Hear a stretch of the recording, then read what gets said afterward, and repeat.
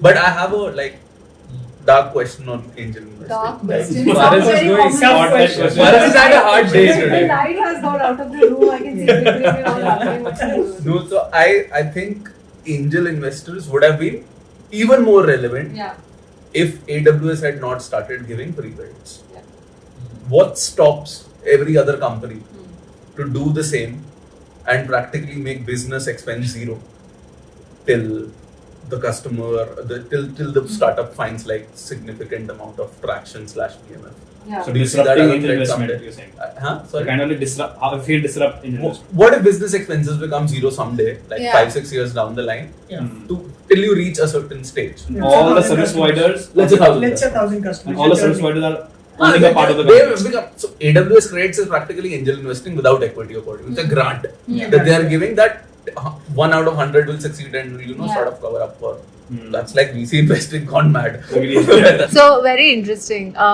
Very, very interesting point, because on a side note, I was just on the AWS Moonshot panel at Indore. So I was part of the jury figuring out which startups are doing it. So we've had at EAN, we work very closely with AWS actually. And shout out to Kumara if he sees this. See, I don't think that's like saying you have a good problem. If honestly the only reason people need me is to get their bare minimum expenses covered, then I'm sorry, you get a loan from a bank. मतलब क्या ही ज़रूरत है मेरी? Up to startup, you have and do consider that as well. We touched upon very briefly on it. Not everyone needs to dilute equity, right? If you are a fairly sorted business and it's a stable business, there are Startup India grants. Which are there. There's Startup India loans that are there, and there are other loans as well. So think about it. So AWS is actually creating an ease in the ecosystem for startups, जहाँ पे basics के लिए भी तेरे दाना पानी के लिए भी आपको भागना पड़ता था, but at least वो तो नहीं करना पड़ा. That is sorted, and it's important because it's almost like trying to get a baby to run even before, just when he's born. So now you have that little bit of comfort zone, right? Even Google is doing that to some extent. There are credits being given out, and it's interesting. One of our startups did say that we just got X amount of credits, and just so everyone knows, even at our network, we have any startup that comes up to us, we do work with AWS, so we have a One Valley passport, or and more details on that, but up to $1 million in credits across. So that's just on top of everything else that a network. That's crazy. We do have that tie-up then. But like I said, the gist is you don't need it for that. AWS is enabling the system. It's a good problem to have. And honestly, between AWS, Google, and other such organizations, there should be something for cybersecurity in detail.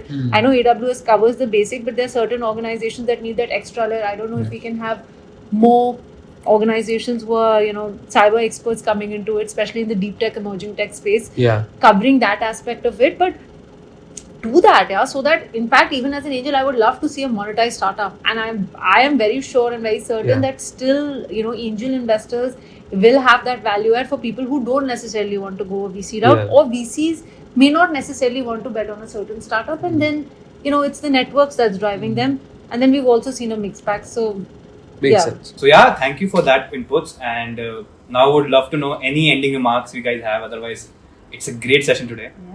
So anything that you want to add about Synapse Pod or about the session overall? No, thank you so much for having me here.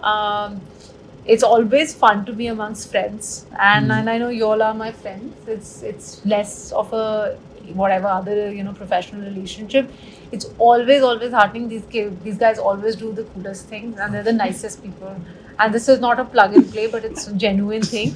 Okay, and like I said, if there is a way, and this is their way of sort of giving back, which I think is so amazing. Right before this we started, we were talking about the reason this happened, and I'm sure it's already been touched upon, is because these are the sort of conversations we have amongst friends, or these guys have been having, and I'm lucky to be a part of. And if this can be shared with anybody else and it can benefit anyone, then that's sort of our just way of saying thank you to the universe, I guess.